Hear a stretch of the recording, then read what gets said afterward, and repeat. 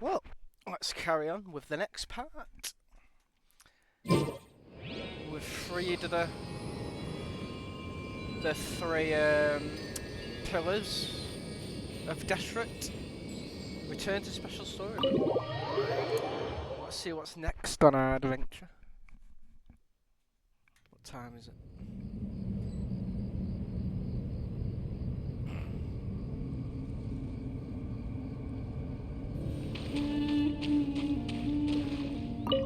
Ah, fresh air. A wondrous feeling. Naturally. I have a sudden urge to stretch my legs. Can anyone recommend a suitable leisure activity? I might have had some recommendations for you were this the past, but here and now, for someone who has just left prison, there could be no greater joy than simply being outside of it at last.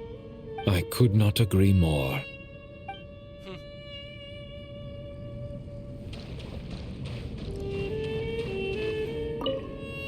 As I thought, the so-called 7 pillars of King Deshret are as underwhelming as ever. What do you mean? Not a fan of the boys' club? As men, as individuals, and even as gods, they are entirely undeserving of my attention. Al-Akhmar once commanded me to select a king from among the people, so naturally my eyes will open only for one who is worthy. Ugh. Can we talk about something else? It all sounds pretty complicated, and I haven't read that many storybooks. You think this is a mere story? Well, many would also say that the journey you shared with your father is naught but a tale. My life, your life, they are nothing but stories. Little girl, it appears that you really have grown. In the past, you would have flown into a blind rage at my words, but now you are unperturbed. Oh, it's nothing. I just feel like you're right. Getting all pissed at someone for telling the truth is pointless. It only makes me look petty. This alone is proof enough of your growth. You're doing well, my dear girl. You're becoming ever stronger. Strong enough to defend the people and things you hold dear. You think so? I hope you're right. God, you gotta love Stick Drift, right? You gotta love it.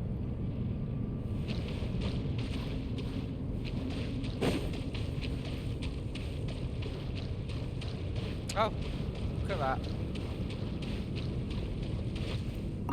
You must be Sethos, the successor to the Temple of Silence. Hello. Yep, that's me. Nefer, right? That's what I heard the others calling you. Judging by your outfit, I'm guessing you come from the desert too? That's right. Started off in the desert, went to the rainforest, then went from there to Nodcry, where I work as an intel broker. Huh. Well, this is interesting. You don't seem to talk about yourself all that much. Yet here you are, volunteering your life story to me. However abridged. Maybe I'm looking to make some new friends. I like making friends too. I'm easier to talk to than Sino and a little more streetwise than Tainari. Which is why you came over this way, giving me the chance to strike up a conversation with you. Was I that obvious? I think you did fine. You were mindful of my attitude and hoped to lure me in through sentiment. Lure you in isn't exactly how I'd put it. I see it more as an invitation. An invitation to what? To put down your luggage. Lay down your burdens. To return to your homeland. And be truly welcome in the place you once felt so estranged from. You're a more interesting heir to Bamun than I was expecting. Since you're familiar with my grandfather, I'll assume you're aware of our situation. I'd like to make friends with you. And I think you'd be a great asset to us. Not to mention the power you and I both hold. Originally belonged to the same organization. Aha, there we go. Now we're getting somewhere.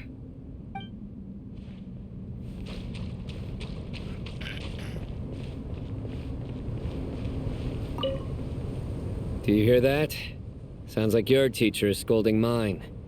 Huh. Classic. Did you see her?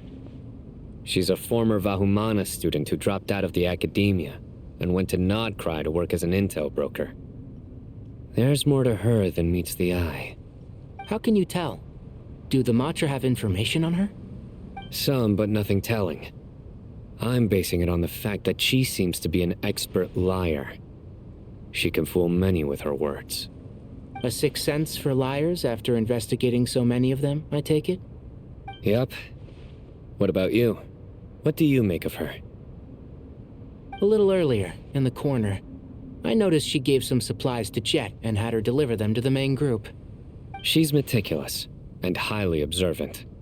Besides, what was it you said? Making it to the top is no easy feat in any profession. Anyone who's at the top of their game has to have some sort of edge over others. It's true, but she's not the only one at the top of her game. I also am, and so are you. Sure, but what's to guarantee she won't overhear us talking about her? Don't worry, I have my methods. Sethos is distracting her. Ah, I see. Cool.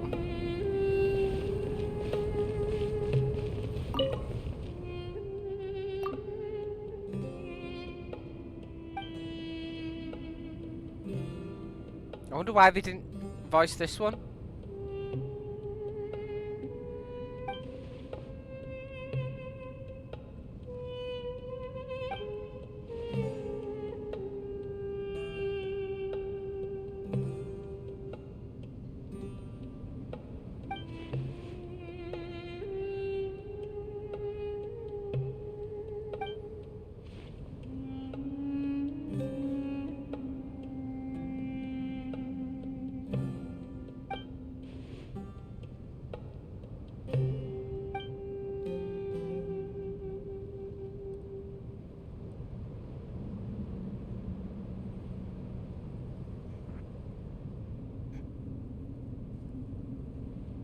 Oh wow.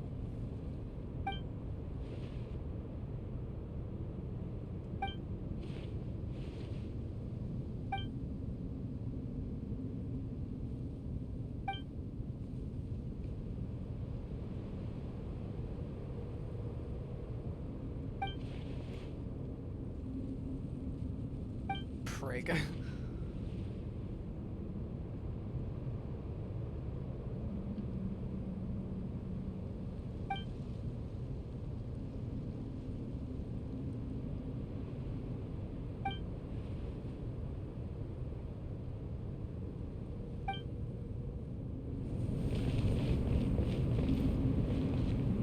Oh, I see. That's probably the roof up there.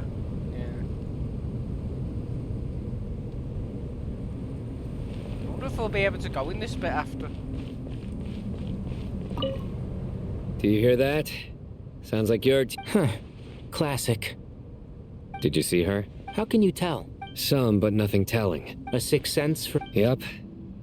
A little earlier. She's meticulous. Besides, what was it? It's true. Sure, but... Don't worry. I have my... Ah.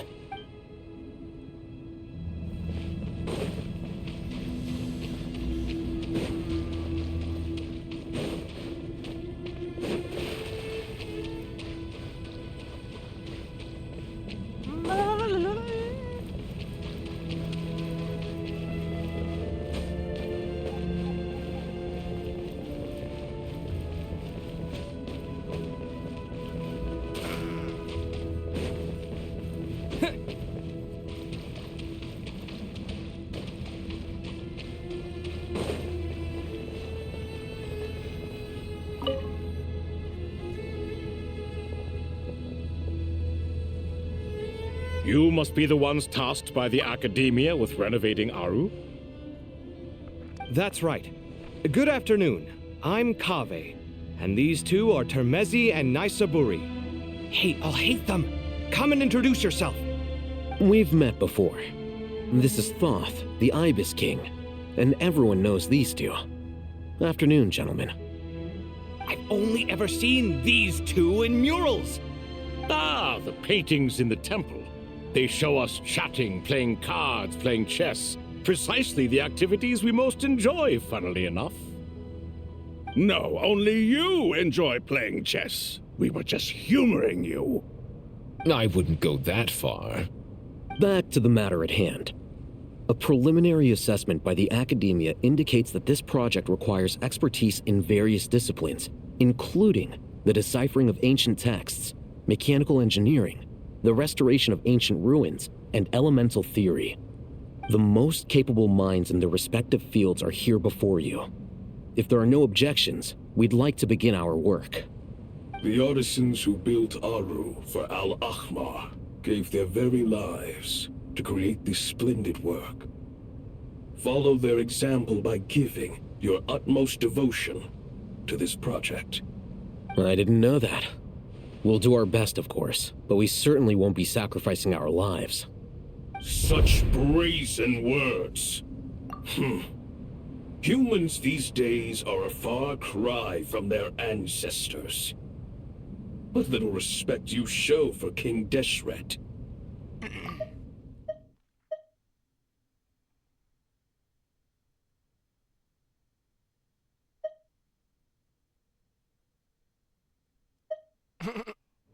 No, that's not what he meant. Please don't mind him.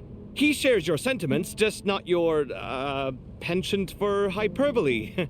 Assuming that's what you were going for? I just think it's important to manage expectations. Forgive my lack of courtesy, but we simply can't sacrifice our lives to the gods on completion of the project like people in the legends of old. Here's a first draft of the project proposal for your perusal. Please let us know if you have any requests. Normally, I'd have made it look a lot more visually appealing, but we were really pressed for time on this occasion. I hope you'll forgive me if it's a little rough around the edges. Naturally. If my fellow ministers deem this meager display of respect sufficient, I suppose I can consider agreeing to their proposal. Why are you so preoccupied with the ostentatious displays of respect to Al-Ahmar? We should be trying to make things easy for them. You never know. We might have to rely on these young people to look after us in our old age. Exactly. This is Aru's mainframe. Be reminded to use it with great caution. We certainly will. Thank you for your assistance. You may attempt to lay out punishment should you so desire, though I'm afraid it would be futile. You and I both know that certain components of Aru can only be operated by humans. King Deshret always believed in humanity. Still, the reason that Aru's modules are designed that way is not so much because he trusted them, but more because he was wary of you. Is that true? No wonder human artisans helped to build Aru then. He actually required human assistance to create his greatest work. Naturally. Have you noticed that the Goat King keeps giving superficial responses? It's like he's just going through the motions and leaving the real debate to his colleagues. He understands the art of perfunctory speech. That's what earned him his position as the Minister of Ministers. It seems the rumors about King Deshret being a poor judge of character are baseless after all. Excuse me for being blunt, but it sounds suspiciously like you're putting yourself on a pedestal and mocking me. Oh, that's what he's definitely doing. You're mistaken. And while there's nothing strictly wrong with making every conversation about yourself, it's not exactly a positive tendency either. You? Whatever. I knew it'd be like this working with you. All right, let me past. I need to look at this console. It's your job to activate it after all. Let's begin. Everyone, please proceed with the external checks and preparations as per the procedures outlined in the engineering plan.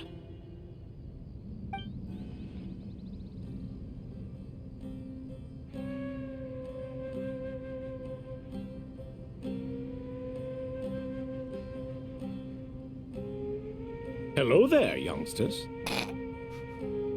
Whoa, the Ibis King came to life. What do you mean, came to life? I've been alive the whole time. You did say we could start our research, right? Are you having second thoughts now? I've reviewed the proposal. The work you're planning to carry out on this grand device is ambitious in its scope. You have ample confidence in your abilities, I take it? I wouldn't say I'm feeling hugely confident, but given how bad things are, I'd rather at least try something than sit around waiting to die. You are the top scholars of your day. I trust you are aware that there are countless links between Aru and the Akasha. Aru and the Akasha? But I thought the Akasha was the Academia's greatest technological accomplishment, created years ago by the Dendro Archon to help her people access knowledge. And you too? Do you not know either? You've read the instruction manual, right? You tell them. An instruction manual? The Akasha has an instruction manual? The Dendro Archon is a kind and thoughtful god indeed. It used to sit on a shelf in the corner at the House of Dana. Not the most popular read. If the manual is to be believed, Aru was in fact the original inspiration for the Akasha system. what? But there are so few records about Aru anywhere. And practically none of these scientific expeditions into the desert had anything to do with it. Ah, but this is something you could not possibly have known. You may have heard many stories about the desert, but what is the most important aspect of history? Consider this a quiz. Anyone from Vahumana present? I'm from Vahumana. It's, well, veracity. Precisely. And a large part of veracity is the chronological order in which events occur. I may as well tell you. In the beginning, Nabu Malikata, the goddess of flowers, descended upon Sumeru. The glory of the heaven was within her. She brought life, oases, and knowledge to this land. Then she created the Jinn, enlightened them, and ordered them to serve her. Two other gods also walked upon this land where wisdom flowed in abundance, and the three met beneath the great green trees. It was the first and greatest alliance. We should speak with reverence of this covenant between the three, which transcended both time and life. For they promised that in Sumeru, wisdom would be shared with all. All the great changes in Sumeru's history began with the goddess of flowers. For King Deshret's sake, she pried into the secrets of Celestia, and for this was burned to ashes by the flames of wrath. So grieved was King Deshret by her passing that he lost all interest in state affairs and devoted himself instead to the knowledge that she had brought back. It was after learning of the technology from that floating island in the sky that he first conceived of Aru. And so, the Akasha was inspired by Aru, while the basis for Aru itself came from Celestia's technology. Well, if the two share a common technological origin, then connecting one system to the other is an entirely feasible idea. Unbelievable. Have you no reverence at all for celestial technology? No, I do, but there's no time for that. The schedule is too tight. Blame it on the deadline. Perhaps you could try coming up with our cutoff dates. You know what it's like having to turn around 5 different drafts in one day? I wouldn't wish it on my worst enemy. Yeah, also, Sir Ibis King, you don't plan on getting directly involved at all, do you? Yes, well, you strike us more as having come to give a popular science lecture. Or, wait, does this count as more of a first-hand witness statement? Neither. Anyway, this sounds like far too much work for me. Still, if Aru is so powerful, why didn't King Deshret use it for more ambitious ends? Because it was never fully completed. King Deshret had grand plans, but he perished before they could come to fruition. In the beginning, his wish was to create something that could rival the very world itself. The Lord of Flowers sacrificed everything for that ambition. What he desired, she bestowed, and thus was knowledge brought into the world.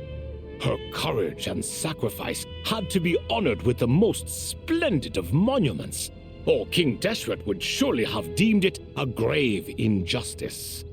And that monument, built from knowledge and technology, etched with a sacrificial and courageous love, even in its unfinished form, it deserves to be treasured. At that time, King Deshret said the following to the Lord of Dendro: "Since we share an eternal covenant, I shall never be your enemy. Hence, the fruit of wisdom from the heavens is not to be devoured. Remember, it is not that I lack the power to become the enemy of wisdom. Yet you and she have taught me much and shown me kindness. For this, I cherish you both." In the end, Aru was only used to store a portion of the souls. It was but a primitive form of the masterwork the king had envisaged. His final hope for Aru was to return to the past, when she yet lived. So the point you're making is, King Deshret was both powerful and ambitious, and he only ceased his imperious ways out of affection for the Goddess of Flowers and the Dendro Archon. You could see this as an act of mercy, but you could also see it as the sentiments that lay between these three gods placing constraints on him. This was, after all, the foundation of the alliance between them. This explains why Aru was both a prison and a monument, and why the answer to the three questions was time. You have to be careful who you get involved with, or you invite all manner of misfortune. This is as true for gods as it is for humans. Love is the same. It is both a prison and a monument. All right, let us pause the story here for now. Seeing as you've been so diligent, I'll offer a little help. Who's in charge again? Is it you two? Ah, yes, me and him. Now then, close your eyes. Wisdom hides in the space between the tangible and the intangible. It is to convey the incommunicable through the simplest of mediums.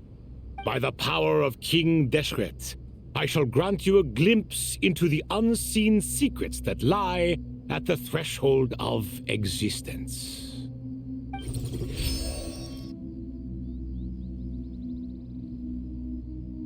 Where did this come from? Is it a new mechanism?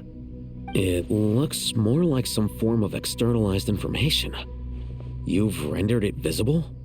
Just as the Akasha allows you to access a greater range of knowledge, the power of our king permits one to perceive ingenuities that do not belong to this world. This is no ordinary mechanism. It reflects the internal structure of Aru. Whether you choose to increase or decrease, keep or discard. Come, use these to achieve the outcome you desire. Looks mechanical to me. Better let me handle it, just in case. But wait, how do I get up there? Turn around. So that's where the elevator is. Of myriad paths, flux and disillusion. I was quite invested in that story time.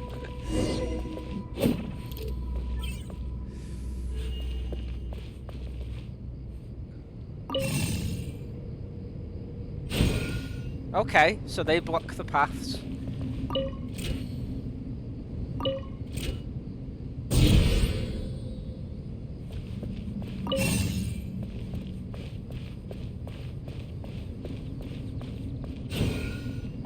Oh, it explains why there's all this technology like in the all around the desert where you can't see certain things until you get close.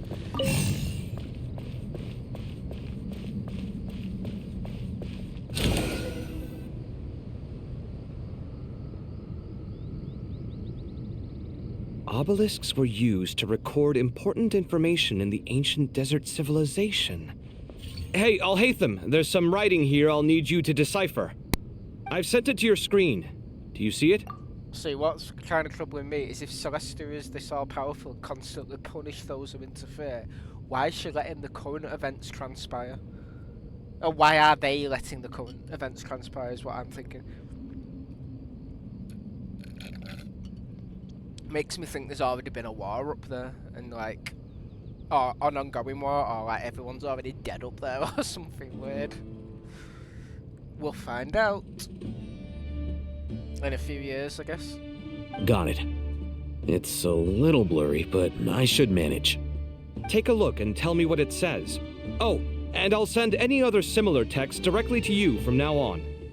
Let's start with this one. It's a variant of an older script. Herein lie verses written for the Yellow Sands. Looks like cultural information from the age of King Deshret. If so, I suggest you delete it. Words thrown together merely for fun. I had no idea Aru kept a record of this.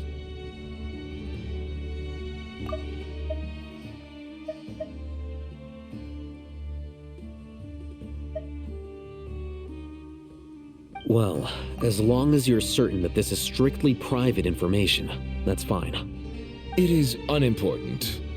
All right, well, I guess I'll start now.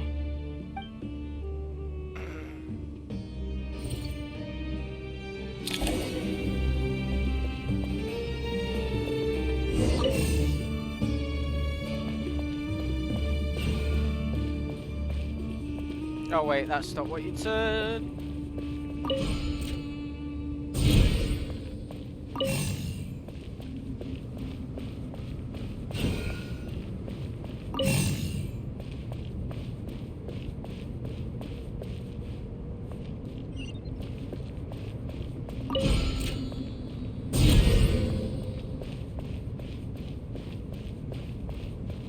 Not exactly the most difficult thing, is it?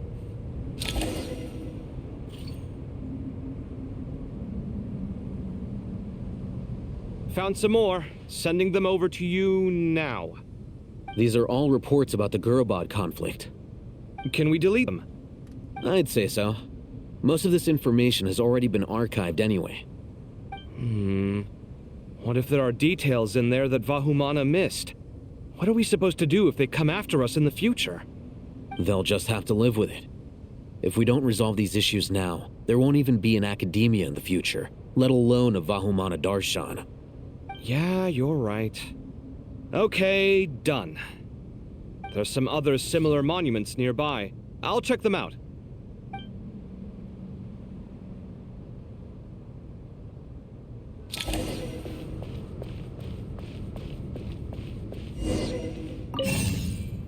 Oh wait, no. Yeah. Wait, what? You just stood.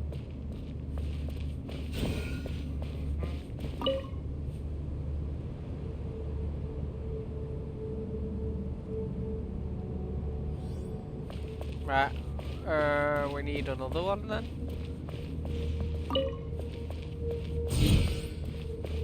Oh, you bastard.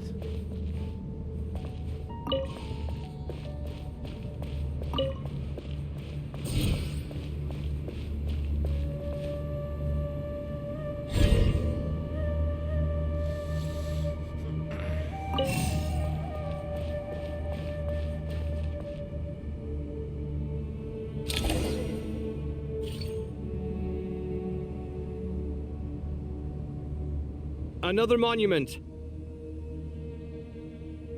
Hold on.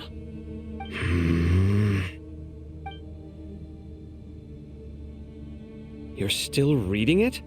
How long is it? It records the development and governance of the Oasis civilization. Most of it concerns the Jinn, but it also contains records left by the artisans who built Aru. Is it important? Some of it. There was no way for me to read the whole thing in its entirety, so I had to rely on my intuition to pick the parts worth keeping. What about the artisans' records? What do they mention? They're speculations, mostly. For instance, they were wondering how to protect themselves if King Deshret decided to silence them after the construction of Aru was complete. Sounds like pure mythology to me. Surely that kind of thing didn't really happen. The records do emphasize that this was merely their conjecture based on various myths. Still, the artisans did leave details of their plans to survive, including blueprints for their escape route. Even that got recorded? Okay, well, I'll make a copy of this first before I delete it. Is that truly necessary? You won't be needing those. No, the blueprints are important. I want to keep them as a memento. That sounded sus when he said that.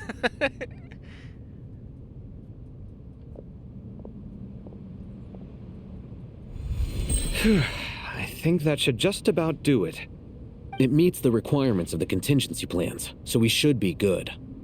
I gotta say, it's the strangest feeling, this cross between reality and the intangible. It's like drifting between life and death, or in and out of a dream, using my own hands to manipulate illusions that are forever out of reach. Chasing dreams in the most literal sense. Definitely a novel experience. What happens if my spirit just floats away? That won't happen. Anyway, I wouldn't celebrate just yet if I were you. There's likely to be a phase 2 of this project. God damn it. All right. I'd better keep my wits about me then.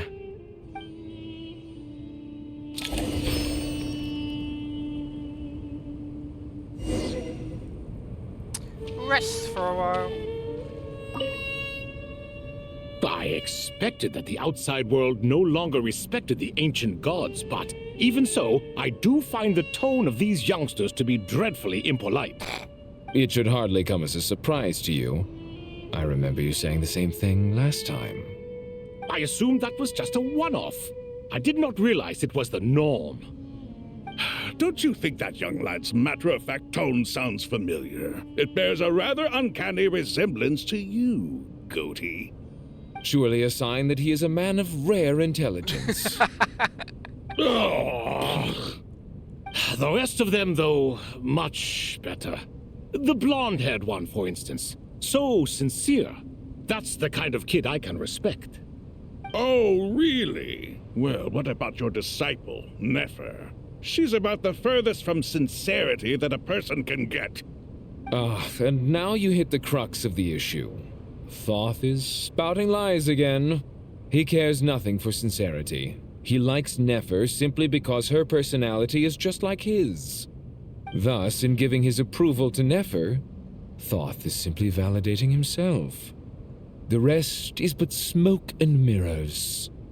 You have some nerve saying that. There really is no helping you two. Shut up, chess rookie. What nonsense is this? How dare you tell me to shut up? How can you engage in such banal chitter-chatter at a time like this? Aru has been opened. The glory and splendor of a bygone age is about to sweep over the earth like a flood. And you're here squabbling like petulant children. All three of you are insufferable. King Deshret was merciful, indeed, giving you a chance to be released from prison. I say, you should have been locked up for good. Ah, but Bennu, look on the bright side. Had they not been released, we would not have been awoken. Oh, you've been here this whole time. You should be scolding them along with me. I miss Hermanubis. It's not a real reunion without him here. And now you're avoiding the topic and talking to yourself. Why King Deshret designed your personality like this, I will never understand. Isn't this simply proof that our king supports my free will? Oh, look at those two rust buckets. Suddenly, you two do not seem so bad after all. Here, here. If being stuck together for thousands of years fosters no friendship, I cannot say what would. Naturally. That was quite a fun listen. Where's everyone else gone? They're not there anymore.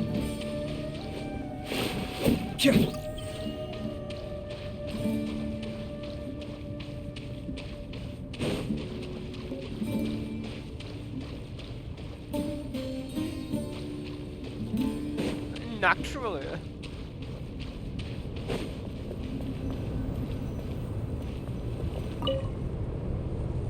How's it going? Are things progressing smoothly? Well enough, I suppose. You know how it is. The work itself is only half the problem. The other half is having to work with Al-Haytham.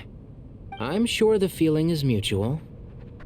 Honestly, though, I thought you two had already worked things out.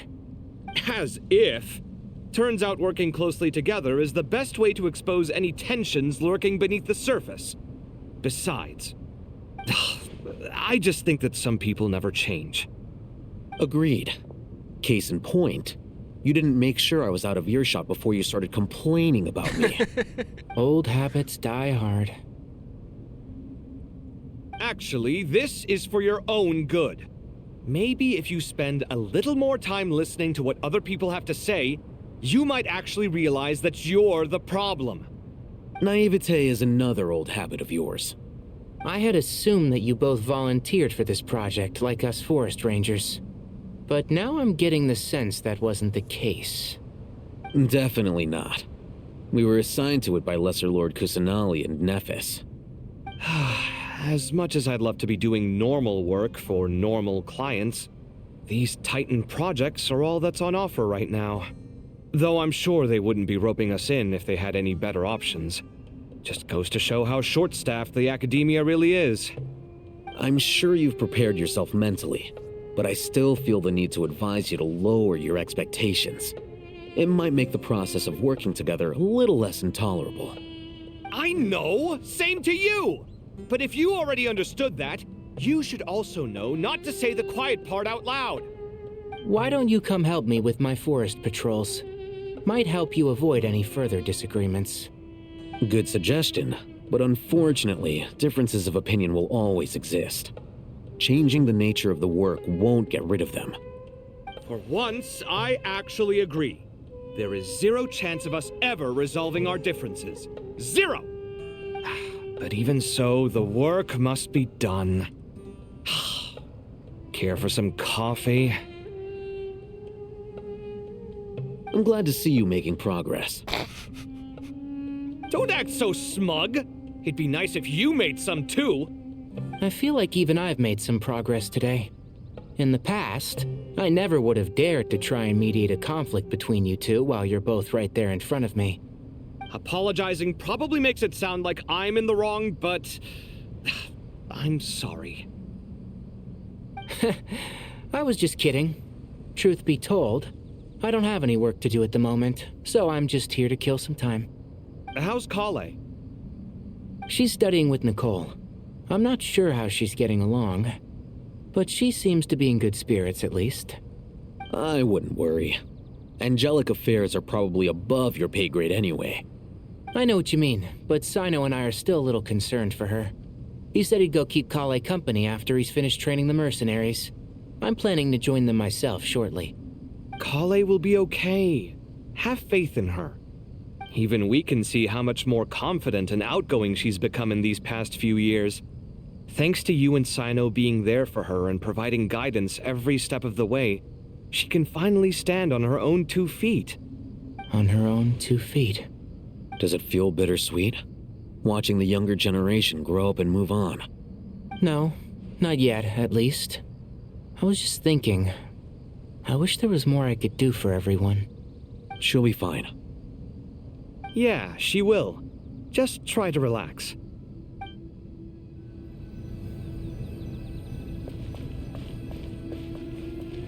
Oh, I guess we can't talk to him. I guess it didn't matter who you talked to. Well, everyone else is gone, so that must mean there's no other conversations to have.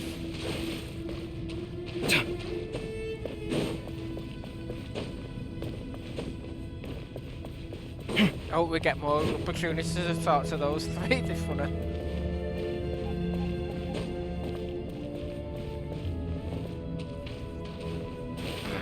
Plus, talking to gods gives you more insight on, like, the world and what's going on.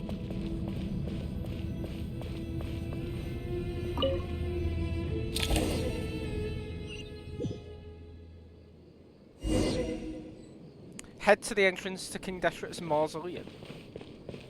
Oh, we're going outside now. Any changes?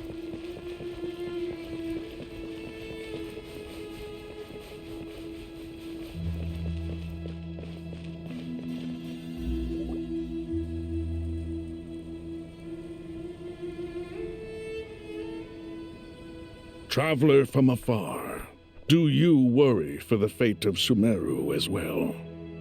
Whoa! It's Sobek the Crocodile King! Greetings, Crocodile King. Oh, why does he have to say it, like, so insincerely? Like, it's like the voice actor just constantly does a whole lot of no emotion voicing, unlike the other characters. Please be at ease. I'm just here to chat with you about Lesser Lord Kusanali. Sounds like you really care about her. Yes, although to be exact, it is a mixture of both concern and curiosity that I feel. Does he remember that she was not that young back then, and it makes no sense? Speaking of Nahida, Paimon was wondering how she's doing. Wait a moment.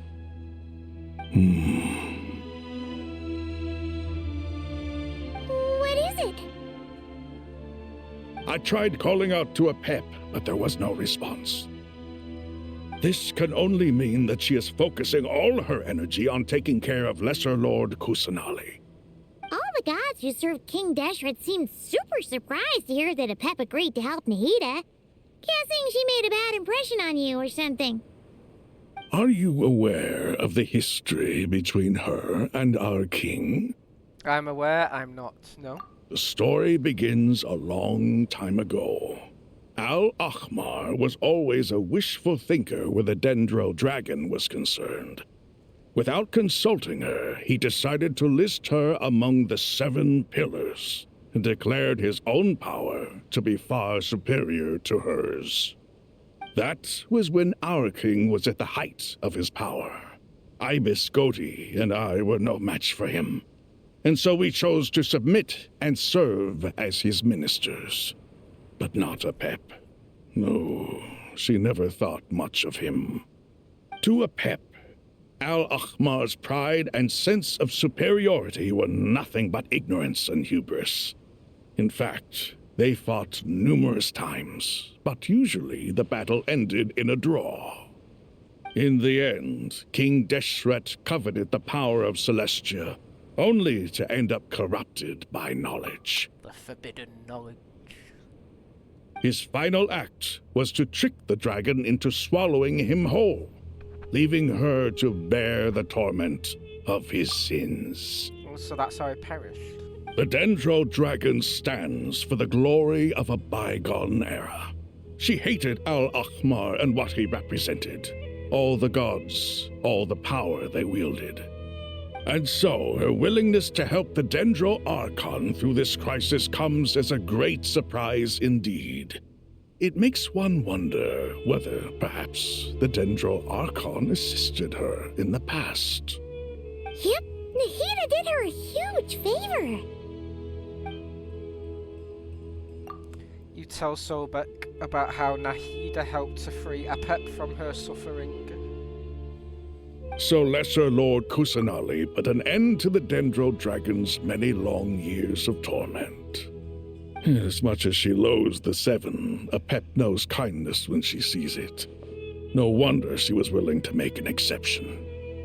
Yeah, that's the sense we got from dealing with her too. She is not incapable of coexisting with other living things. Rather, she actively chooses to avoid coexistence. And this despite the fact that she symbolizes life itself. How ironic. All of this being said, I wouldn't expect too much from her if I were you. Nothing will change her hatred towards humanity and gods. We'll keep that in mind. Anyway, how much longer do you think Nahida needs to stay with the Pep? Maybe we should go and pick her up. For all we know, the Fatui might still be in the desert. Just to be on the safe side, why don't we grab anyone who isn't busy right now and go look for her? I'm alright, Paimon. Huh? Was that Nahida's voice? It seems the treatment was effective. Since when do my deeds require your evaluation?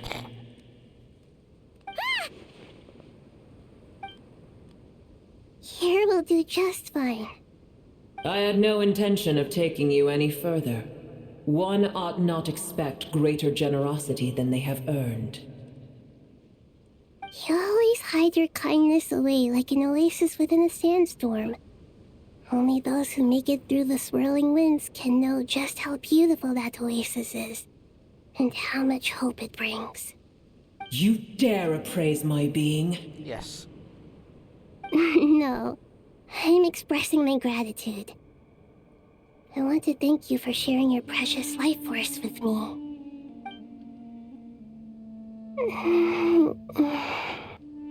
Awake already?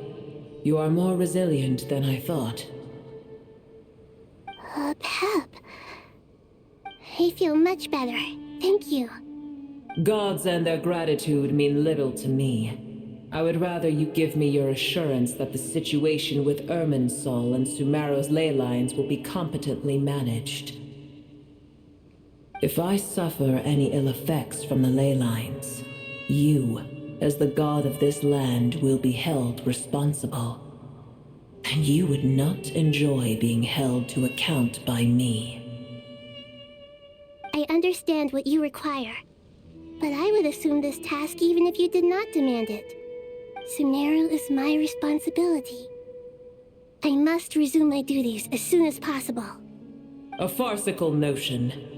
God of Sumeru, I hope you realize how unextraordinary your strength is. And yet, maybe it is precisely what defines me. A god of wisdom is not meant to rule by force. Then hold steady. We go forth. Well, I'll be. Is that a pep? Do my eyes deceive me? Of all places, the Dendro Dragon has decided to visit the mausoleum of King Deshret? I see that after all this time, El Ahmar's menagerie of ministers remain as vile as ever. It's a pleasure, Dendro Dragon. Had you arrived but a little sooner, you might have attended a meeting of the Seven Pillars. What a nauseating thought. You are not the first insects I have had the displeasure of dealing with today. A swarm of them tugged on my tail on my way over. Goodness knows what hovels they crawled from. Why do all the creatures of this world remain so lowly after all this time? What did you do with them? I cast them away. What would you have me do? Keep them as trinkets? Boer, this is where we shall part ways. To be clear, I do not wish to see you or anyone else here ever again, unless absolutely necessary. Then I wish you peace as you return to your dwelling place. Thank you for helping Nahida. It matters not to me. Simply refrain from bothering me again.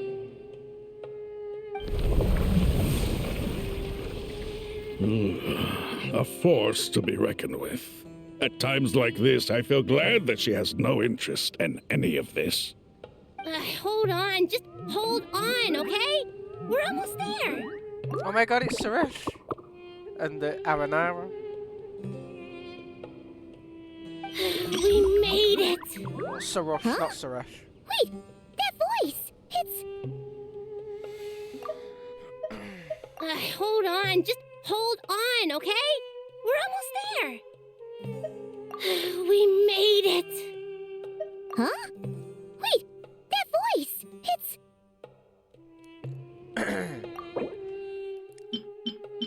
Good job I've done her world quest. Sorush, Bloom Guard of the party. Sorush is the Bloom Guard of the party, an ancient race that lives within the I can't even speak. Within the Varukasha Oasis. Parry are manifested from the Kavarina of the divine bird Simurg and dwell deep within the desert in order to protect the land and suppress the abyssal calamity. As a younger Parry, Sorush was always fascinated by the deeds of ancient heroes, though she still enjoys being praised by others as much as ever. After having completed the rite of Abzor with her Yasnapata, the Sorush of today has already grown into a mature Bloom Guard. Uh-oh! I'm gonna fall! Sorush!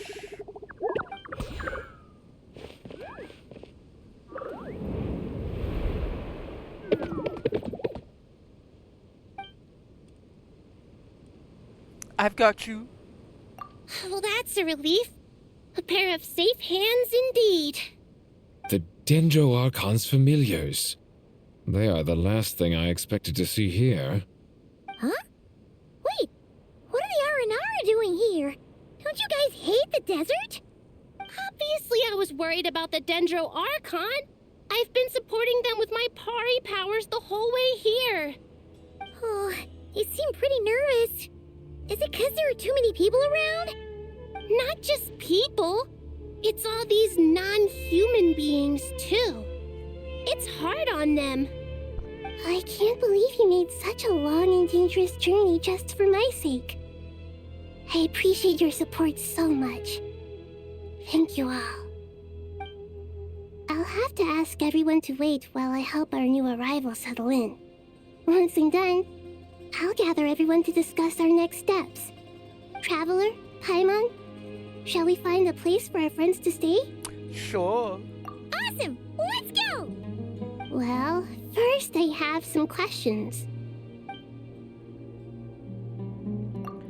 You answer Nahida's questions, bringing her up to speed on everything that has happened. Okay, I think that covers everything. Thank you. We can get going now.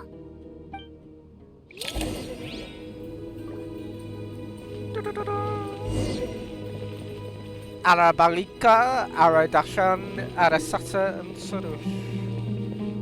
Oh, and Arayuta.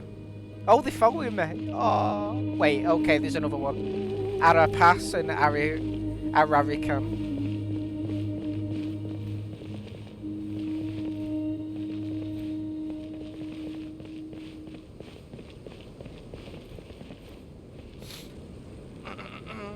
Oh, my little friends. Just give me a sec.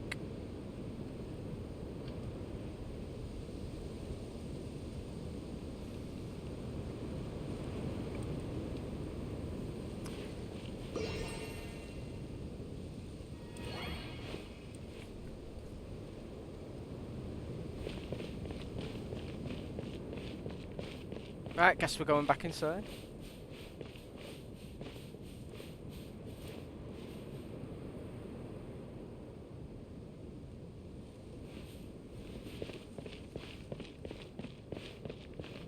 Why can't I run?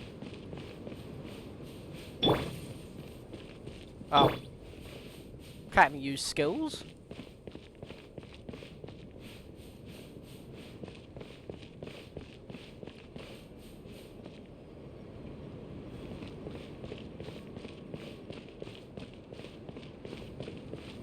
Who the hell are them two?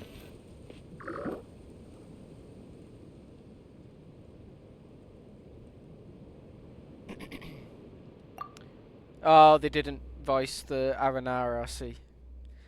Wow, a big Dendro dragon threw us across the sky. That's so scary, and so many Nara here. Oh, they were the ones holding onto her tail. Cheer up, Arapas. They're all looking at us. Wait, they're all looking at us. Surely all those Nara can't see us. Nara are always so busy walking here and there. Hide, hide! Don't let the Nara catch us. They can have the pot, but wait, no. The Nara can't take the pot. My sister said I have to look after it. The Nara are coming. Hello, everyone. It's only us. Oh, Lord of Dendro, Nara, Aether, and White Floater. Lord of Dendra, Nara, Aether, Paimon, it's been a long time. It must be very tough for you coming all the way out here, especially since you don't like the Veluca. Is everyone back in Vanarana doing well? Valuka Sand. Araja is a Vasara tree. Vasara trees protect Vanarana, so that means Araja is protecting Vanarana. Don't worry, everyone who stayed behind will do their best to protect their home, and we'll all do our part too. Ah, everyone's here. Good.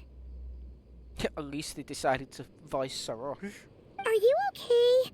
You look like you were about to pass out back there.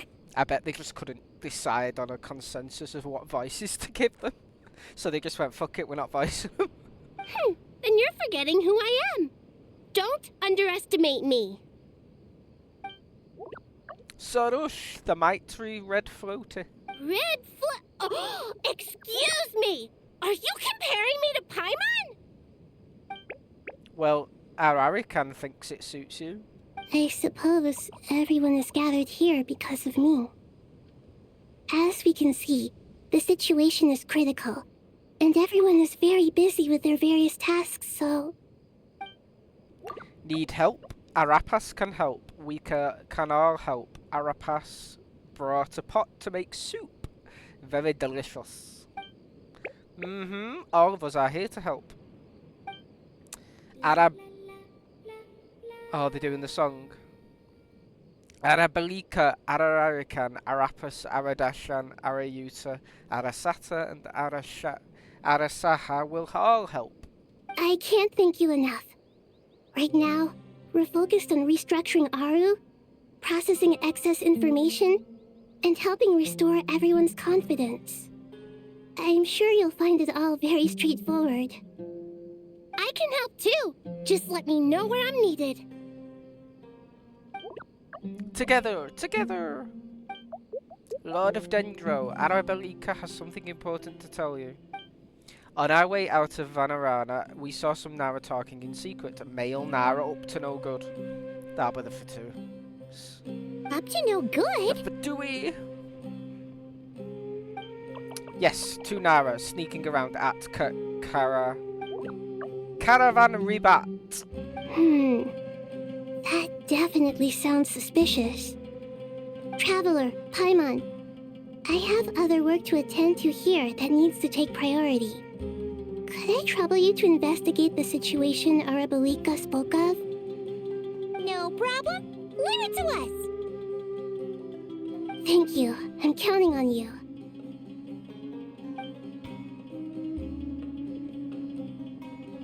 There's one other thing. If you are to work alongside the people of Sumeru, you will need to make yourselves visible to them. Is that acceptable to everyone? Uh-oh, they're gonna finally discover the Aranaro and we're real all along. It was never a children's fairy tale. Well, if we really have to, I guess we have no choice. Don't be afraid, Arapas. You make the most delicious soup. Everyone will like you. There's nothing to fear. No one here will hurt you. But if you do feel afraid, don't worry. Just call my name and I'll be there. Okay. Very well. Now, I shall bestow a small blessing upon you all. Whenever people see you and interact with you, from the moment their gaze meets yours, they will experience the most beautiful of dreams. Nahida gently raises her hand. You don't know what she did, but you feel a wonderful presence, like something out of a lovely dream indeed. Sunlight trickling through the branches, glistening like gold leaf. The trees chanting softly in the breeze as the flowing water plays a symphony. Your heart swells up like a balloon as it fills with happiness.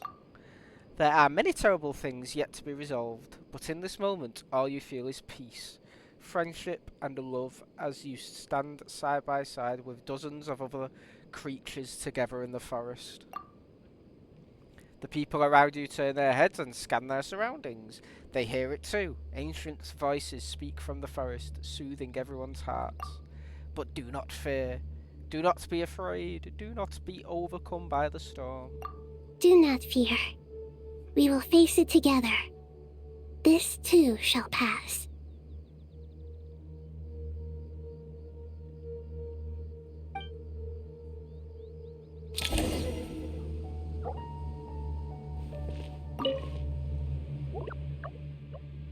Mm-hmm. Uh-oh, uh-oh.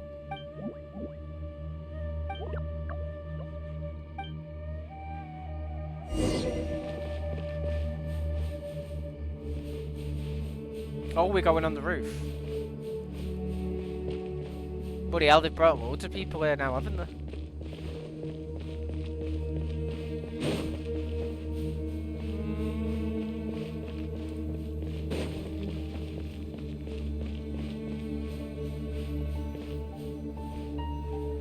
Is now Hida anywhere to talk to? No.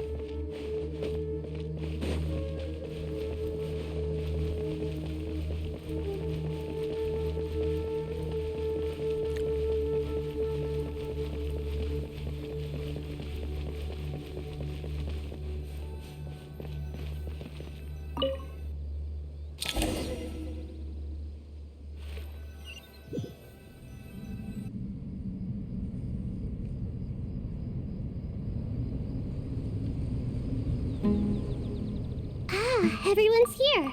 Wonderful. This must be inside the smaller upside down pyramid at the top. Dendroarchon, you're back. Are you recovering all right? You mustn't push yourself too hard. I'm doing very well. Thank you for your concern. The scholars update Nahida on the progress of Aru's renovation. I see. Using the power of Aru to reboot the Akasha and gain access to Irminsul. It's a sound plan, although... I regret to be the bearer of bad news, but with the state that Irminsul is currently in, it's impossible to access via traditional means. Even the Akasha won't change that. Alas, we had feared this may be the case. What about non-traditional means? Non-traditional means? Are you saying... Desperate times call for new measures.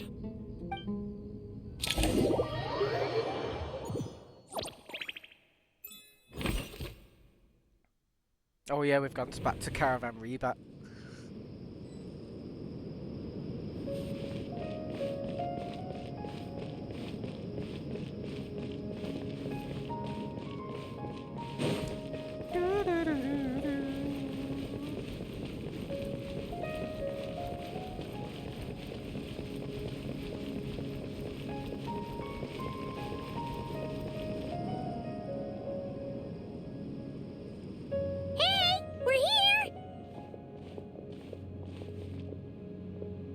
Ah, it's you. Is there a situation?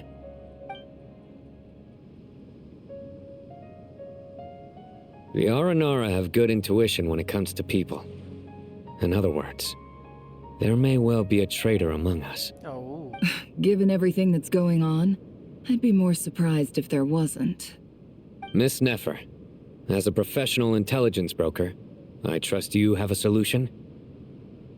Not one that I'm willing to volunteer. What's in it for me? Let's say I'll treat this as a pilot project aimed at expanding your intelligence operations. Whatever business you're in, an avenue to demonstrate your abilities could never hurt. I like the sound of that. Glad we're on the same page. Given that you rarely set foot in Sumeru, practically no one at Caravan Rebat knows who you are. I take it you've read the files on everyone in the area? Yes. I also skimmed the list of evacuees, and am more or less up to date on where everyone stands. Any initial suspects? Limiting the scopes to males whose recent activity could be viewed as suspicious. I've identified 3 names. The Aranara saw 2 people talking, but currently we only have 1 suspect. The other person was probably just a messenger, and in all likelihood has already left Caravan Rebat. Everyone is heading for the desert per the evacuation order. Anyone willing to turn back at this stage is almost certainly with the Fatui. There's no way it was a spur-of-the-moment decision to act at a time like this. This spy must have been planted long ago. We need to smoke him out from wherever he's hiding. Sounds like you have the beginnings of a plan.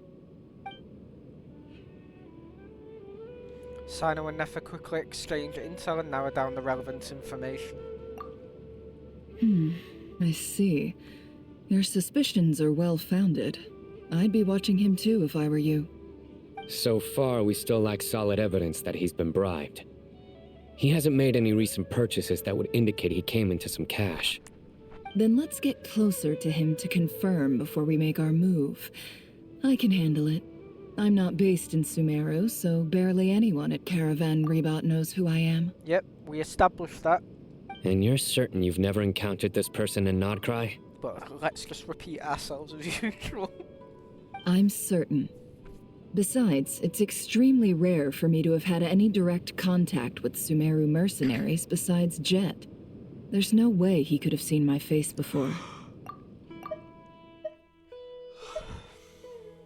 Sino, stay out of sight and wait for my signal. If he raises any red flags, I'll bring him toward the main road. Understood. I'll take it from there. Excellent. Well, it's a pleasure working with you.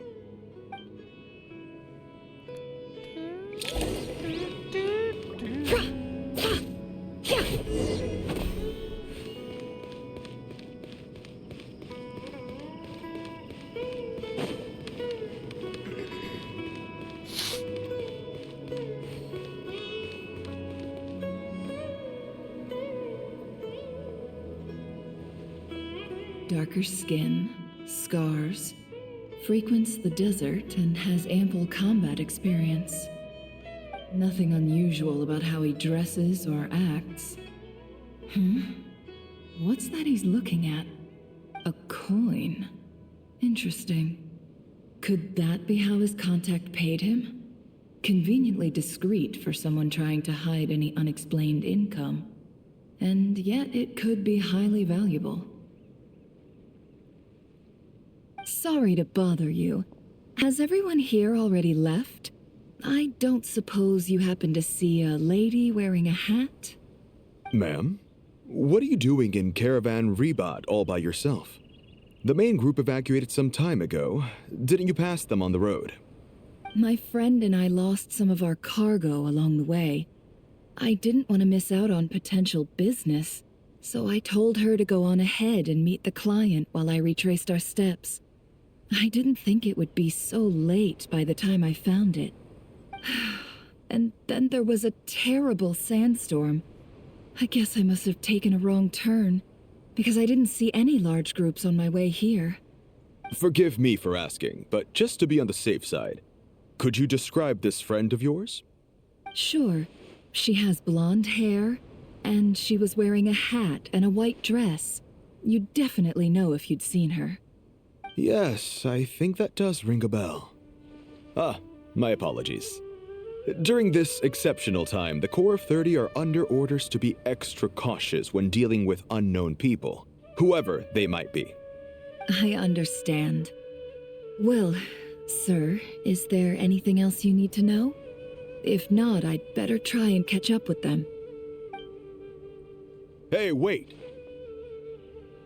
They left a good while ago now. You'll never catch up with them on your own. Why don't I give you a ride? I'm here to collect the last few people anyway. We have plenty of carts, so one more won't be a problem. That would be amazing. Traveling with a group will be much safer. I'll have to pay you for your trouble. Hey, let's not worry about the money for now. Wait here a moment. Once I'm done packing up, I'll take you to join the rest of the group. All right, thanks. Let me know if you need a hand carrying anything. No need for that. I'm strong enough for both of us. Okay. Well, I wish there was some way I could repay you. Guess it's my lucky day, running into someone who knows what they're doing here. You might have just saved my life, you know? You're not wrong there. I mean, what kind of cargo is so important that it's worth risking your life to get back? I hope for your sake that it's priceless. Actually, I suppose I can tell you, since you've been such a big help. But be sure to keep it to yourself, or we could both be in big trouble. Oh, really? Sounds mysterious. We're in the antiques business. You understand? Some of our goods aren't acquired through the most legitimate means. We have to be very discreet when we're selling them. That's why I had to go looking for the missing cargo alone. Ah, no wonder. Well, ma'am, in that case, it turns out that maybe there is something you could do for me. I'm all ears. But to be clear, our commission isn't cheap. Think carefully before you ask. We don't want to ruin our relationship before we even hit the road. I'm sure that won't be a problem. My issue is, I have something that's a little difficult to sell on as well. Take a look at this. The mercenary reveals the old coin in his hand. Thanks to her dealings in Nodcry, Nefer has seen plenty of antiques in her time and recognized it as a very rare, high-value item. The ancient coin used to pay off the mercenary is made of pure gold. At first glance, it's hard to discern its country of origin. It's sold to an astute collector. It would fetch a very high price. An astute collector, it would fetch a very high price. Pure gold? That's quite something. How'd you come across it? Dig it out of some ancient tomb? If you look hard enough, there are many treasures to be found in the mausoleum of King Deshret. It has no distinct Snezhnayan markings. That'll be why he's going with that story. And he clearly doesn't want to arouse suspicion, so he's on the lookout for an opportunity to make a quiet trade. Surely you have an existing business partner. Won't they take it off your hands? I hope I won't be attracting the wrath of my competitors by helping you sell this. The shop I used to work with is having cash flow issues at the moment after losing some money. I'm under enough pressure as it is without having to deal with them. On the off chance anything went wrong, I'd never get my money back. I understand. Gold is the last thing that traders with cash flow problems want to see. Well, in that case, I think we can work something out. As it happens, I'm just about done packing. Shall we make a move? Sure. Let's walk and talk. This evacuation was a huge operation. They needed a few people to stay behind and tie up loose ends. And I ended up being one of them. You're lucky you ran into us in time. I certainly am. I don't know how this happened. One thing led to another, and look how it ended up. I just hope our client doesn't get spooked and cancel their order. Fingers crossed. But either way, life goes on, and we all have to make a living somehow.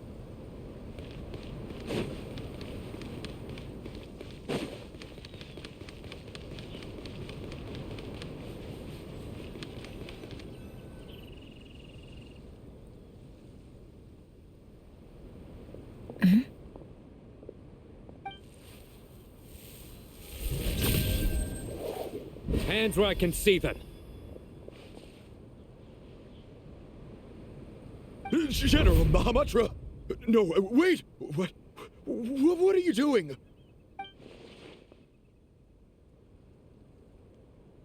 This is the coin? Good. Sadly, you won't have the chance to spend it. Nicely done. Looks like Sumeru's Matra are a well-oiled machine nowadays. Unmarked gold coins are quite difficult to trace. Thanks to you, we have secured the evidence. Here's what's gonna happen.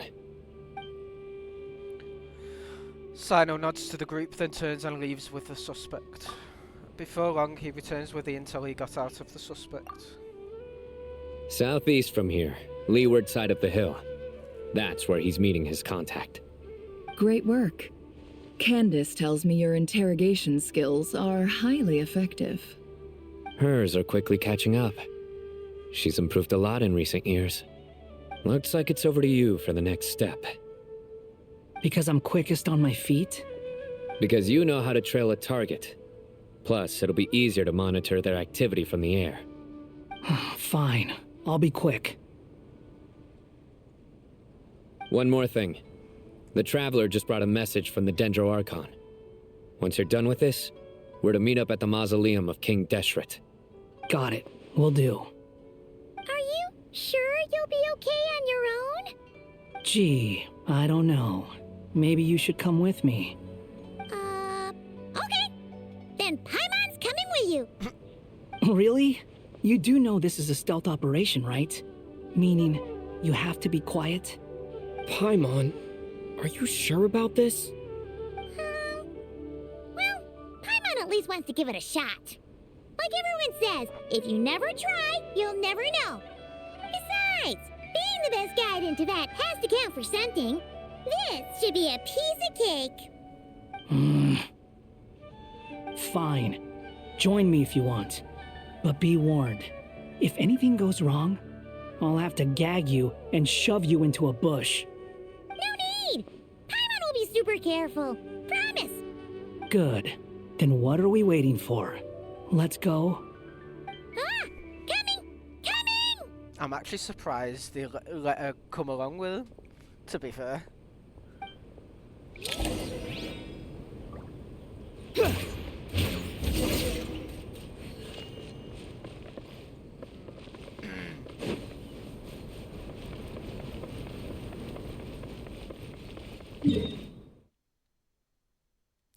Oh, we really do have to, like... Behold! Oh! Oh yeah, forgot I can fly.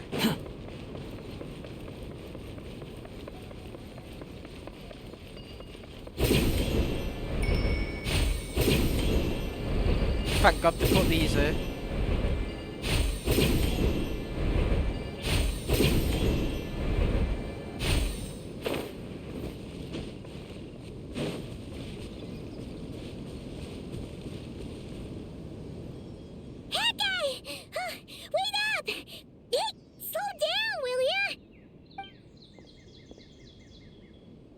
We're here.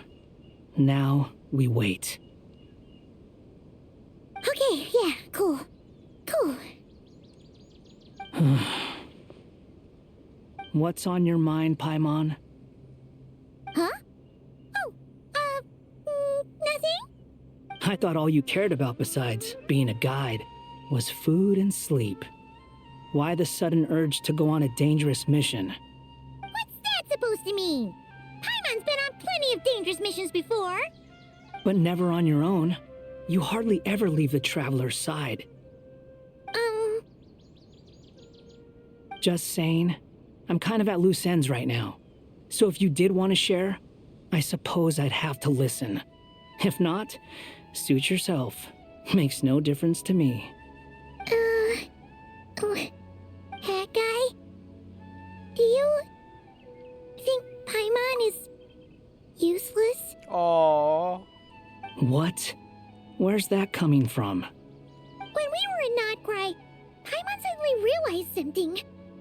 Even though Paimon's with the Traveler every single day, whenever we face real danger, she can't do anything to help. Paimon doesn't get like this very often. She just got really scared when the Traveler got kidnapped that time. What if he never came back? What would Paimon do then? And the more Paimon thought about it, the more useless she felt. But Paimon doesn't want to be a burden. Paimon wants to be a friend who's actually useful. Does that make any sense? You know, that feeling of just being completely useless and... Oh, Paimon probably sounds so ridiculous right now. You asked the right person. Boy, do I know that feeling. Oh, that guy. I'm not gonna try and encourage you. What I will say is this. When you start doubting yourself, you have two choices. Give up, or change. You have to make the decision to move forward. Otherwise, no amount of consultation from other people is gonna help you. So ask yourself, what do you want? To get stronger? To learn more? Whatever it is, go do it. You won't have any regrets if you can at least say that you tried. Oh, all right. Something's not right. Shouldn't they be here by now? Paimon, is it just me? Or is it a little too quiet around here? Trap? Should Paimon take a look? We'll give it another hour. If nothing happens, we head back. Okay. Time ticks by, but still nothing happens. How strange. We've been here for ages. Where the heck are they? Have we been stood up? What is it? Did you think of something? Something feels off about this whole situation, but I can't quite explain why. We know for sure that the guy Sinocot had something set up, yet somehow his contact is a no-show. So, either the handler got caught, or, more likely, they decided to cut our guy loose. But how would they know to do that? Wouldn't they at least send someone here to check things out? That's the problem. They couldn't possibly know what's happening here. Unless... This feels all too familiar.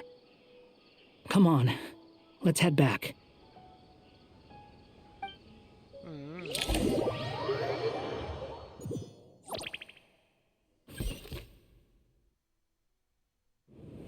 Even though this isn't a formal meeting, I'd still like to start by saying how grateful I am to each and every one of you. Thank you all for coming here and standing by our side.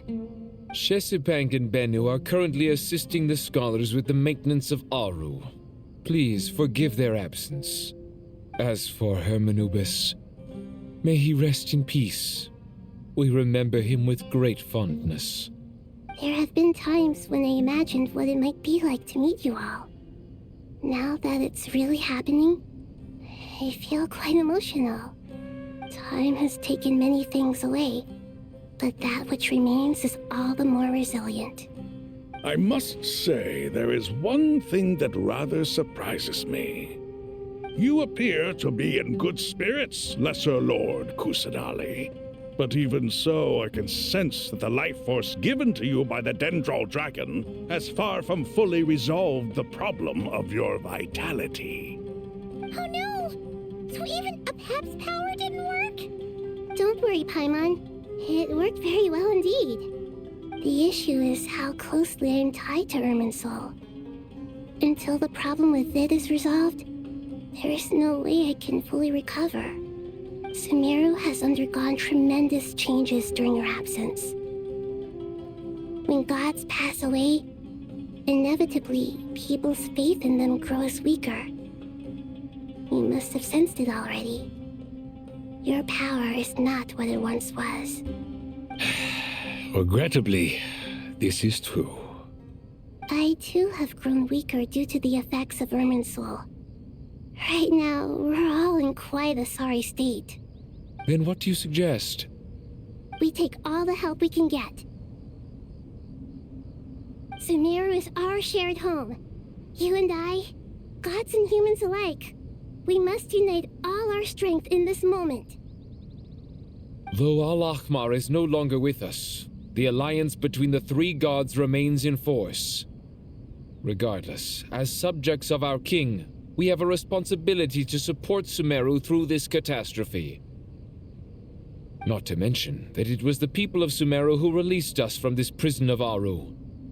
Times have changed, and the people of today possess greater wisdom than those of the past. You really know how to give a rousing speech, Goti. Now then, let us learn more about your plan. The brightest minds of the Sumeru Academia are busy opening and renovating Aru. They claim it has something to do with Irminsul? Correct. Irminsul has existed in Teyvat since the very beginning. But during the Age of the Dragons, it did not possess the significance it holds today. After the heavenly principles arrived, the power of the Light Realm was divided into elemental energy, and Irminsul was refashioned as a device that records and preserves all information. Since then, everything in this world has been inextricably linked to it. As the Dendro Archon, I have a duty to protect Irminsul. To Sumeru, it is both a national treasure and undeniably a major threat. Teyvat has seen many upheavals in the last few years. The most recent of these was a major crisis in Notcry, which forced Sumeru to be even more vigilant than usual. I made sure to monitor all the pathways through which an outsider could potentially transmit themselves into Irminsul. But despite my efforts, a major problem still arose within. I still believe that someone has actively invaded Irminsul. But rather than taking any of the pathways I referred to, the intruder chose instead to utilize the most direct route, and the only one that cannot be protected against, by entering Irminsul through death. I see what you mean. You cannot simply stop all deceased souls from returning to the ley lines because of a potential invasion that could occur at any time. That's right. As important as it is to guard against external threats, I couldn't allow myself to stop the souls of the departed from finding peace. Please, understand how difficult this predicament was for the Dendro Archon. Defense has never been an easy task.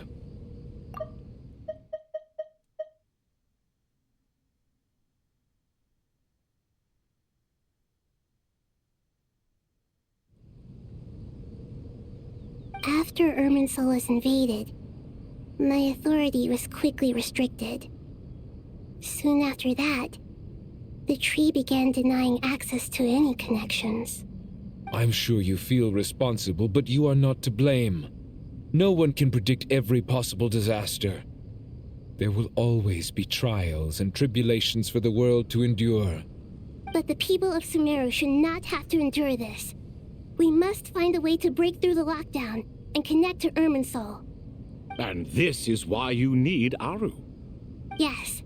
The only thing in Sumeru capable of rivaling Irminsul in terms of overall function and performance is Al-Akhmar's legacy, Aru. Aru.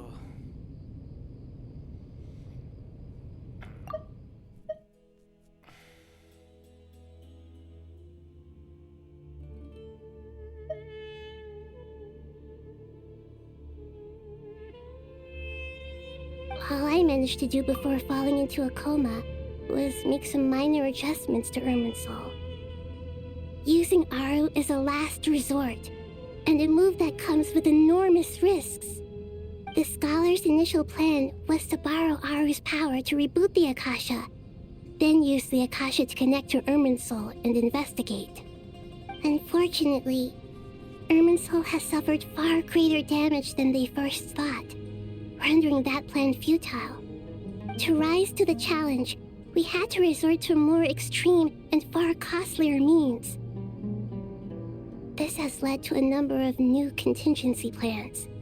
To reclaim Irminsul, our brightest scholars have made further modifications to Aru with multiple goals in mind. I thank you all for giving them your blessing in this endeavor. Human wisdom has clearly improved over the millennia. You have not only our support, but that of the Jinn, the Aranara, and the Pari. Together, we will do everything in our power to save Irminsul. By the way, when you spoke earlier of an intruder, it almost sounded as if you knew who you were dealing with and what they were capable of. Well, since you ask.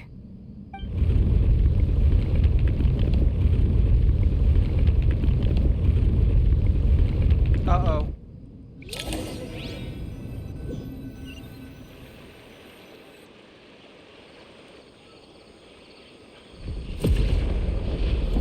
Oh my god.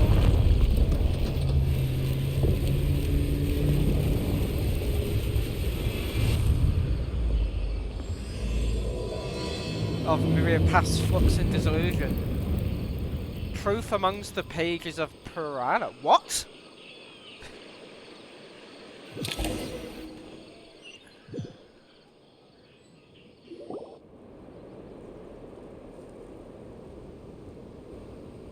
Master Tainari! What is that? Is this Irminsul? How did this happen? What's going on inside? Luckily, we managed to evacuate everyone. What in the world was that? That was terrifying! Nahida, so this is the catastrophe she's been fighting against all this time? Oh my. I understand now, Dendro Archon. You make yourself quite clear indeed. Not once over the millennia has Irminsul been so terribly afflicted as this. Please continue, Dendro Archon. Irminsul's root system is what comprises the ley lines. In the past, it has always been hidden away, going unseen by the general populace. But now, an evil intruder is making it reveal itself. It has become a tree of unbridled greed. A clear sign that a deranged experiment has advanced to a new stage. Blasphemy. From where I stand, an experiment in the name of blasphemy sounds rather improper. But if we are to honor Dottores' will, this is what we must do.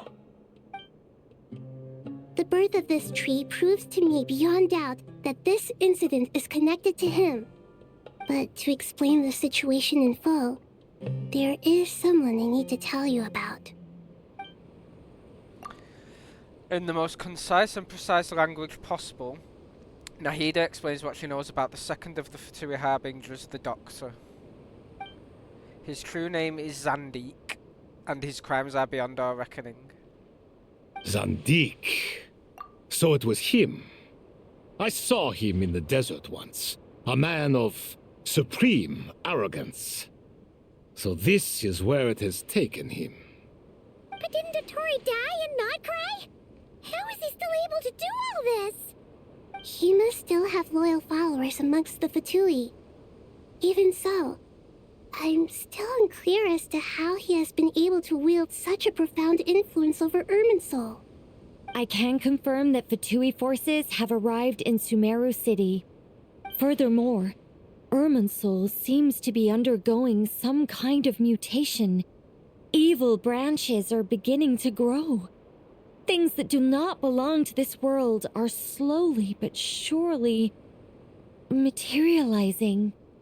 Sorry, I couldn't think of any other word to describe it.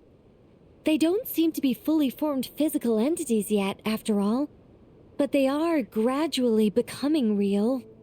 A baleful tree climbing up into the heavens.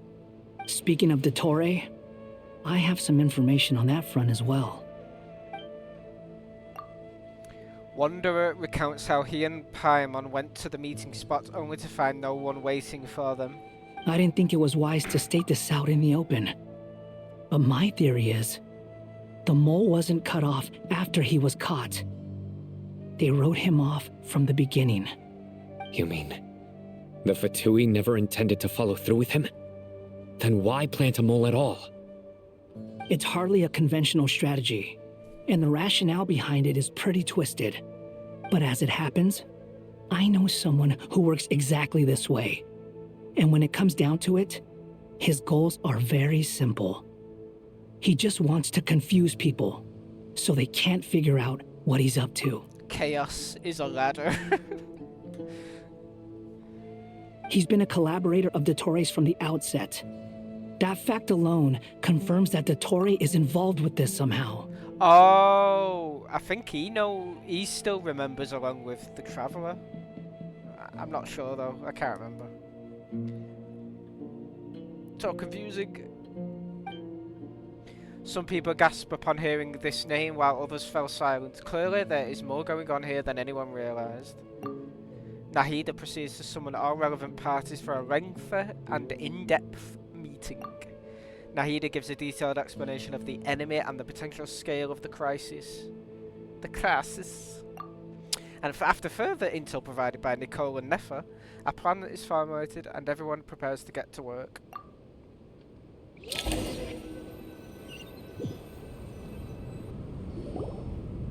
There is still much to be done. Everyone, please remember our core strategy. As per the discussions, the following groups must act immediately. Mr. Al-Haytham and Mr. Kave, the next phase of the Aru renovation project must begin right away. Godspeed to you both. We'll give it everything we've got. The plan looks feasible, but the implementation will require certain resources. General Mahamatra Sino and his team will help to procure the materials required for modifying the terminal. No problem. I've already spoken with Sethos and Hat Guy, and they've agreed to assist me. This kind of thing is best left to the fleet-footed, right? Hat Guy? If it's efficiency you're after, we're the right people for the job. Following up on the elemental energy amplifier we discussed, Ms. Dory, I assume you're the one most familiar with the status of this project. Aside from the Dendro Archon, of course. Yep, that's right. Leave it to Lord Sangama Bay. Got it. Well, I'd like Madame Farazan, Kale, and Nicole to support Dory on the technical side. You can count on us. Will do. Rest assured, I'll take good care of Kale. Dia, Candace, and Nefer, you'll be in charge of negotiating between the various parties. I trust you remember our goal. You bet. We can handle it. Good. I believe that covers everything. Tainari will provide ad hoc support as needed, if that's okay. Poor Tainari. Must be tough being Nephis' student. Getting bossed around all day, every day. Hey, don't try and drive a wedge between us, you old rascal. All it says to me is that Master Nephis has faith in everyone's abilities. While I'm nominally here as backup, I doubt there will be many situations where my help is needed. Exactly. Finally, Traveler, you and I will head to the border between Sumeru and Natlan. Once that task is complete, I'll be asking some of you to accompany me to the Eternal Oasis. Oh, we're going back there.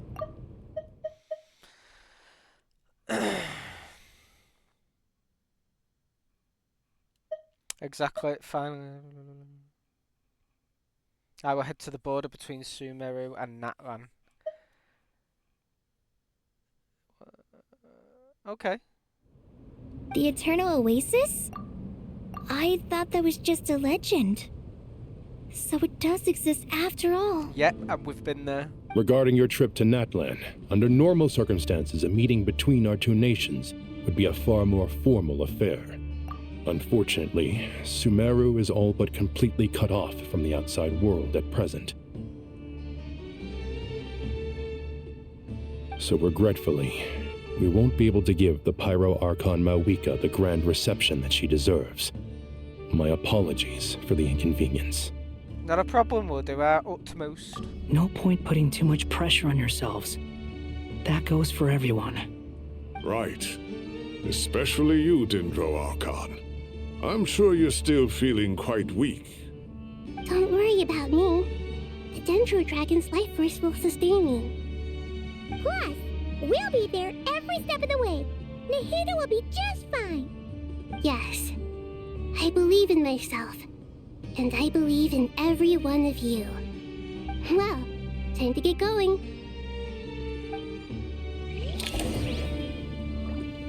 Ta-da-da!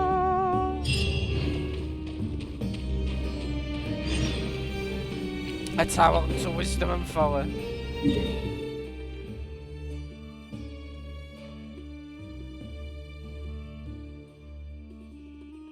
Oh damn, that's where it's appeared.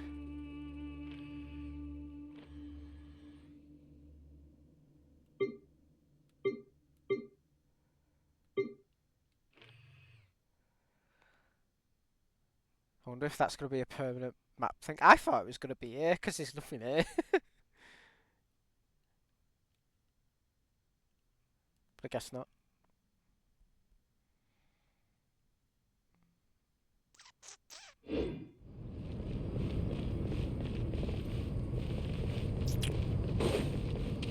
Right, is there no one to talk to this time?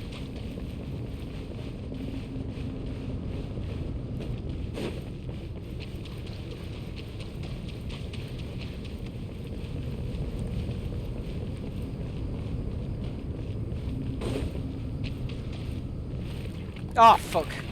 That's it, it's over. He's drowned himself, the world, dude.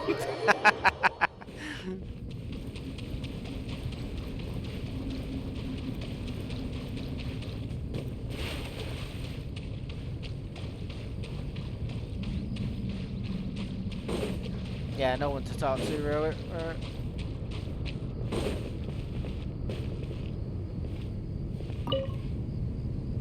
To what extent we can implement the final plan depends on how successfully the Akasha can be modified and configured. And to make sure the configuration works, Aru will also need some further optimization. Yeah, no surprises there. Once we roll this out, any Sumeru citizens who already have Akasha terminals can simply continue to use their existing devices. This still leaves us with a significant equipment shortage, though. Many groups of people were never issued Akasha terminals, including mercenaries, the desert folk, and many others. We'll need a supply of rare materials for the renovation of Aru and the production of new terminals.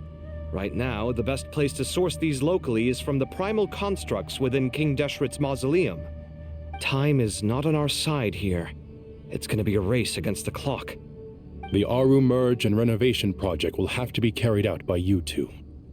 Everything's riding on this, so failure is not an option. Best of luck to you both. As discussed, General Mahamatra Sino and Mr. Hat Guy will source the required materials. Mr. Sethos is quite familiar with the layout of King Deshret's mausoleum. With him accompanying them, things should go quite smoothly. I have every confidence. In the meantime, we may as well take a breather. Makes sense.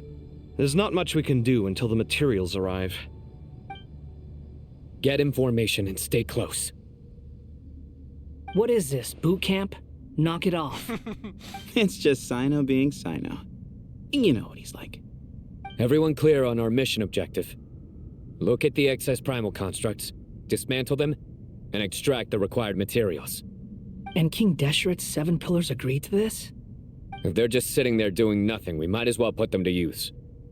Thoth's words, not mine.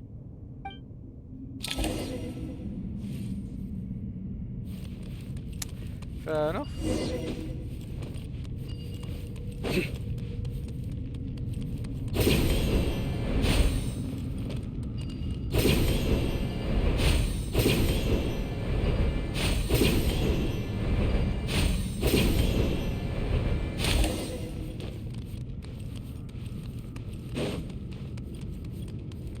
Here we go. Futa! Give me some space. Sage's wisdom!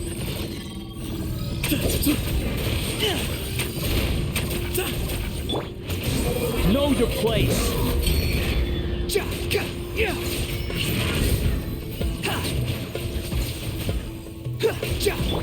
Surrender! Through me, justice is served!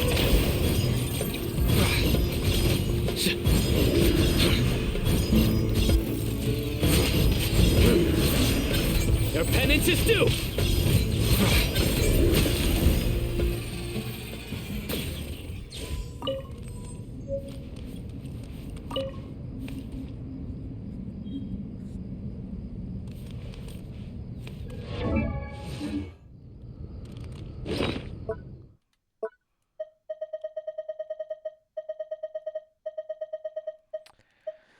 Primal Construct Component, commissioned by Nahida and Grand Sage Nafis Al-Haytham and Kare are undertaking an urgent project. As the next phase requires a vast supply of materials, they have turned to the primal constructs within the mausoleum of King Deshret as the ideal source. Their ancient technology and high-grade components will be dismantled into microscopic parts, then reconfigured for a new environment. Sounds good.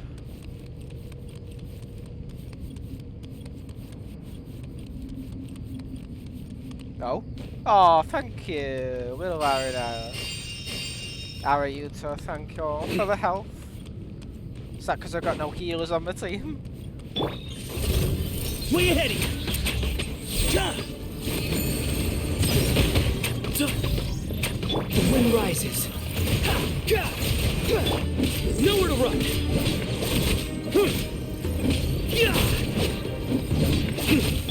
Squall and fury.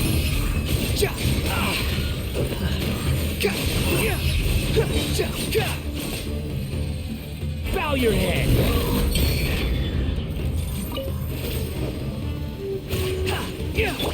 Surrender. Behold.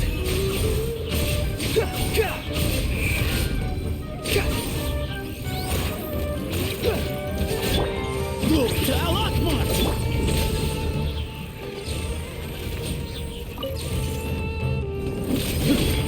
Give me some space. The wind rises. Search for it. You dare to gaze upon me? Your sins weigh upon your soul. You stand condemned. These devices should still be usable even though they're broken down. Let's take them back for the others to review.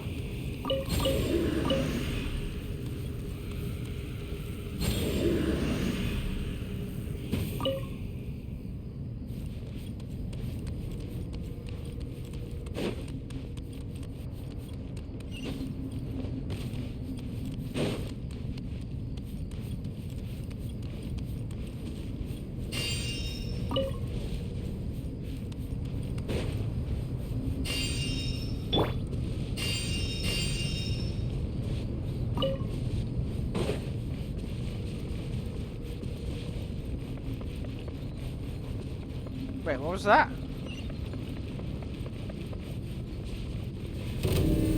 Oh, Tomb Guard of the Desert King. Behold. Where you heading? It's the boss version of it. Futile. Squall and fury. Bow your head. Move or be moved. Excuse me. There we go. Nowhere to run. Behold.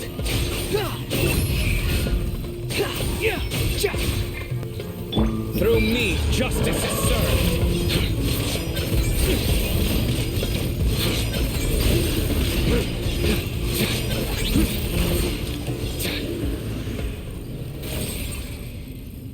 How many do we need again? Enough to make an Akasha terminal for everyone who doesn't own one. I remember you telling me how revolutionary these Akasha terminals were. You've used one before, right? The Academia declared the Akasha to be the most powerful and comprehensive wisdom dissemination system in history. That should give you an idea of how powerful it is. Certainly sounds impressive. Neither Hat Guy nor I have ever had an Akasha terminal. Well, if it all goes to plan, that's about to change.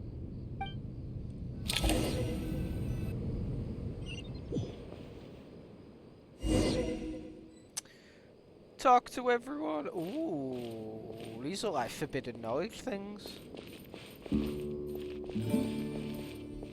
Time is it?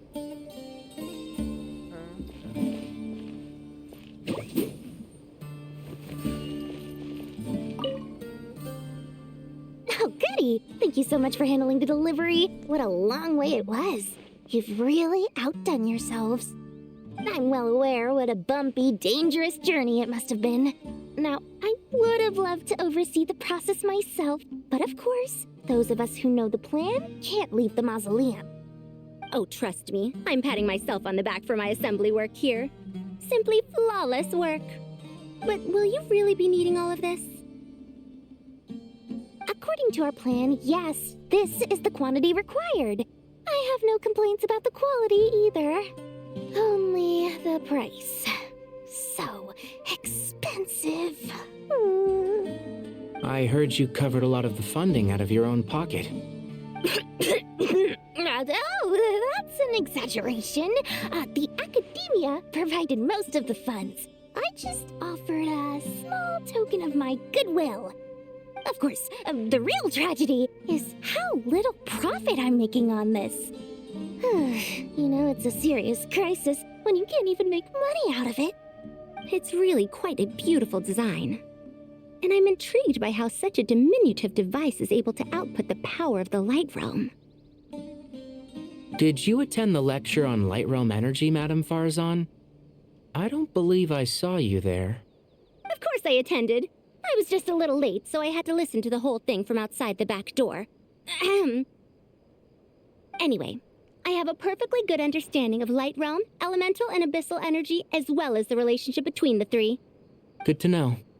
Master told me in private that the conversion process between Light Realm energy and elemental energy involves highly classified knowledge that shouldn't be disseminated too widely. But even so, the scholars still shared said information. Well, you can't enforce a rule that everyone breaks. Is that the idea? At first, the Dendro Archon was reluctant to explain it in great depth for safety reasons. Later, she came to terms with it, and simply informed my master that we would all have to face the question of survival together. To protect someone from such dangers means keeping them in the dark, but for someone to know and embody the wisdom within, they must understand its very essence. It's an information hazard. We're exposed to danger just by knowing the facts, and just like bait, it lures us in by offering us the solution to our problems. But if you're not careful, you'll end up pursuing it down a dark path. A tricky problem. But today, this big problem has been broken down into many smaller, more trivial ones. What do you mean? Ah, I get it. For instance, you and I share secret knowledge, while she and I take on the risks of life, death, and fate. Something like that? Hey, what? That is not what I call a trivial problem. Well, as they often say in Vahumana, an event that is monumental to the individual is negligible in the grand scheme of history. Generally, the fate of the individual is an insignificant affair. Being from Amorta, where the subject of our research tends to be a lot more personal, I have to disagree. It's hard to dismiss the individual as insignificant. In other words, the big problem of survival has been broken down into many small, interconnected factors, and each one of us represents one of those factors. When the same secret is shared with a group of people, the same fate binds them together. Most people would find this unimaginable, but to us scholars, this is the path that has always beckoned to us. Sharing knowledge is a good way to fight against fate. I will always believe in that.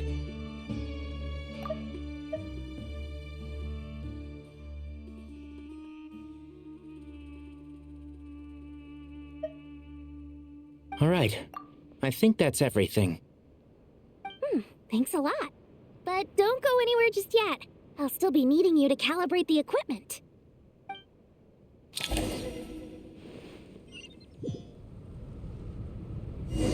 Okay, now I can do that one there.